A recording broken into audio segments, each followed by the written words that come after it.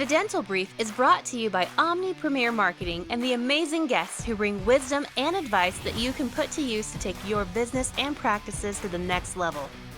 Find us on Facebook and join the conversation. Get ready to grow because we are kicking off the next episode in 3, 2, 1. Hello, everyone. Welcome to an episode of the Dental Brief. So excited to have our guest back with us today. I think this is the third or fourth episode. They're always entertaining, always fun. We have with us today Brandi Hooker Evans. Brandi, say hello. What's up, Patrick? You are excited to have you here. We're moving into December. This should probably be airing around January, so we're going to probably tie this together with a little New Year's resolution theme. Brandi, real quick, I know they can check out the bio on the Dental Brief to learn more about you, but real quickly, how long have you been involved in dentistry, and how long have you been a hygienist? I've been a practicing hygienist for 15 years. I don't know how that's possible, but it sure did happen quickly. And I'm still in patient care and absolutely love it. Yep. So I know you do, you're still in clinic, you're still helping patients every single day, you're helping your team member in your practice. You also do coaching and you work with dentists and hygienists and team members all across the country, which is fantastic. So let's just jump right into our episode. It's going to be New Year's. Things can kind of get stale in a practice. What are some recommendations? What do you have up your Santa Claus sleeve, if you will, to help practices make 2023 a great year for themselves and patients?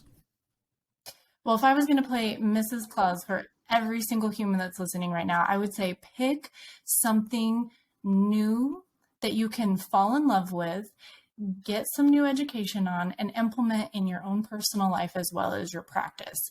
So I'm going to give just a quick couple of examples.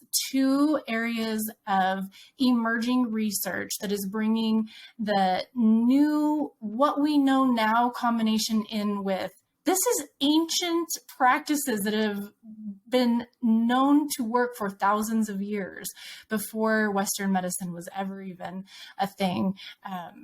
It marries those. And the first one is the endocannabinoid system, which is a very large word. And I am going to send you a TED Talk from a really awesome doctor that you can link in the show notes to give people a little taste of what exactly the endocannabinoid system is. Real quickly, it's responsible for our homeostasis in our bodies. And it is turning what we know about treating symptoms and feeling good upside down.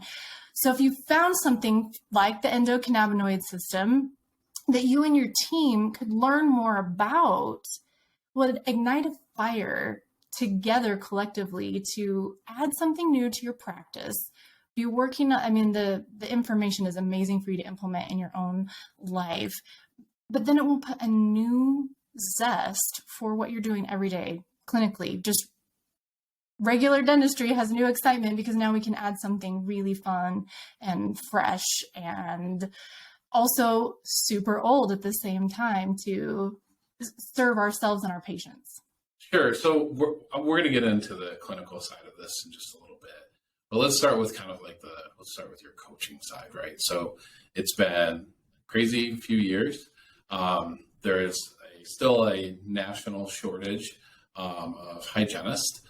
It seems like anyways, and hygiene is an issue in a lot of practices. That they have too many patients for the amount of hygienists that they have, which is to me a really good thing to have. So implementing something new in the practice. So first of all, let's talk about the financial part of that, right? So how can a practice make this affordable to do and make it make sense financially to do on top of the stresses that they have already? And then the second part of the question, which I'll probably ask again, is how do you stick with something, right? So this is the coaching side of it. So you learn this information, you go to a CE, you hear an awesome podcast, and you're like, wow, this is awesome. I need to learn more. I need to do more. And then your team kind of jumps on board and gets excited and then kind of fizzles. That's the right word. Fizzles. Yeah. It just kind of goes away. So let's start with, how do you implement something like this? How do you find room in your practice to do something like this?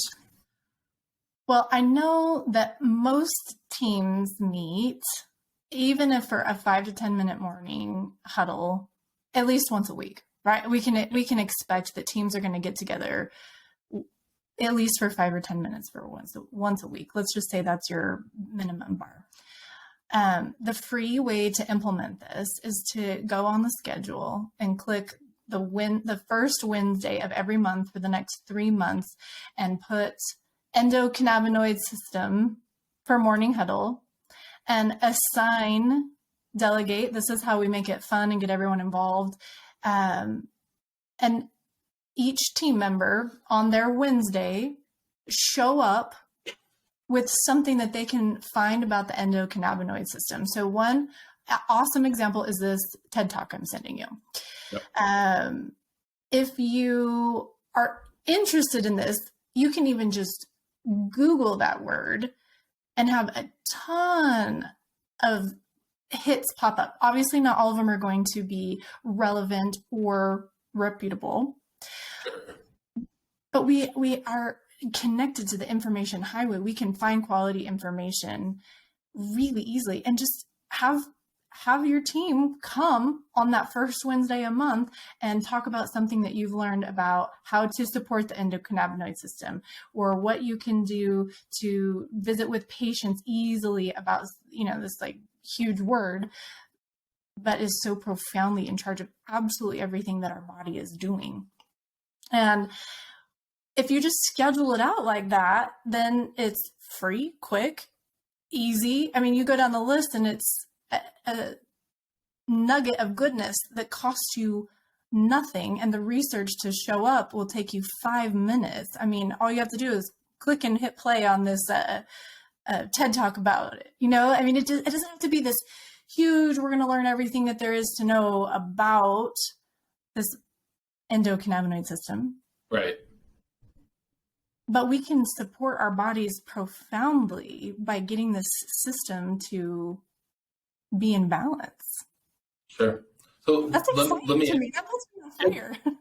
It's incredibly exciting. Tell me, what does it look like in a practice? So what does this look like for your patients in your practice, for your team in your practice? How are patients getting healthier and living lives that they want to live through the way that you're implementing this in your practice?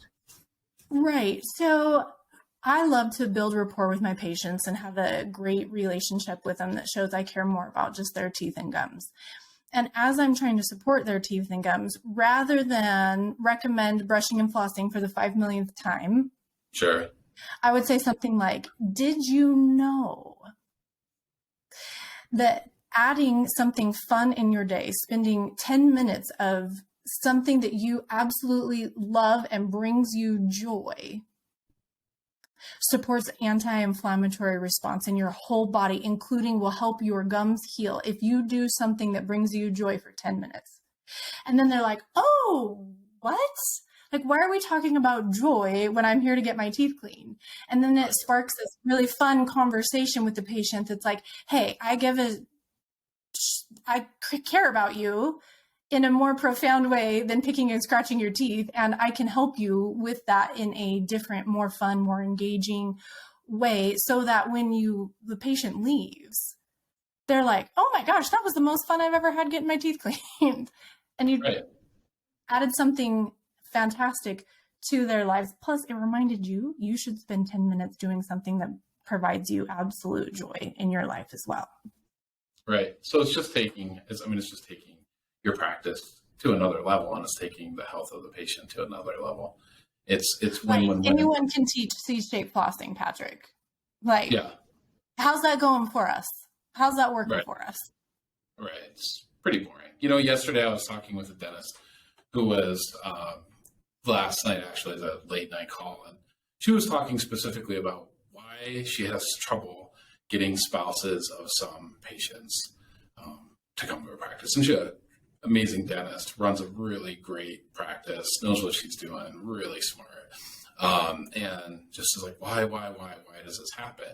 And it's because it's not that exciting, right? It's just, even though your patients really love you, they don't love you to the point where they're raving fans and now they're telling their spouse, oh my goodness, look what happened at my dentist today, or look what I learned today while at the dentist office, or getting my teeth cleaned today, or whatever. So, I mean, it's huge. You talk about, the episode airing right around the time that this one will air is Dr. Colleen talking about, marketing inside of his practice, right? And what a terrific way to market inside of your practice, to give someone some awesome wisdom that they're going to take with them and share with other people. So let's talk about the fizzle. So you start to implement this type of care, this type of information.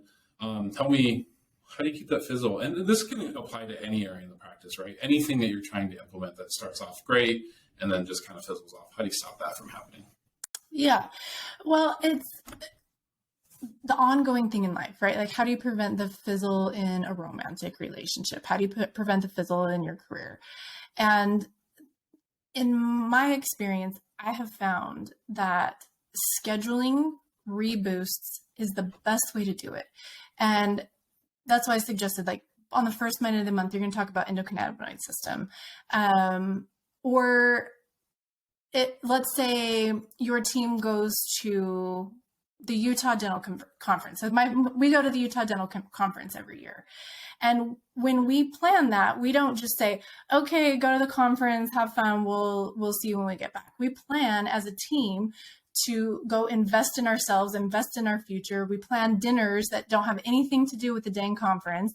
We go for a walk downtown Salt Lake City, Utah as a team, talking, visiting, being people. And that combined with the continuing education that may or may not have been great, right? Like, sometimes you go to the conference and you're like, oh, I'm on fire for the endocannabinoid system. And sometimes you're like, I left early for coffee. Right. So there's that, but you come back to the practice reignited. So I think making sure that each and every year you have strategically placed a couple of rejuvenation items, and some of them need to be CE and some of them need to be just fun, but they need to get on the schedule. It's free and it's simple, and it's just like going to the gym. You just have to put your clothes on. Like, the hardest part is putting on your clothes.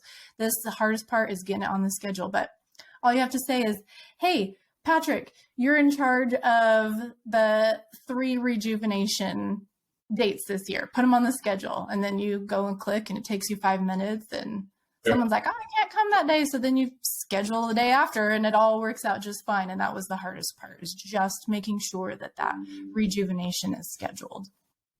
Yeah, that's great advice.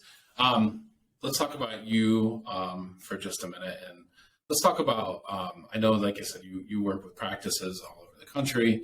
Tell me, who's an ideal customer for you right now? Who's an ideal person to consult with? If someone is struggling with X, Y, or Z, what is that X, Y, and Z?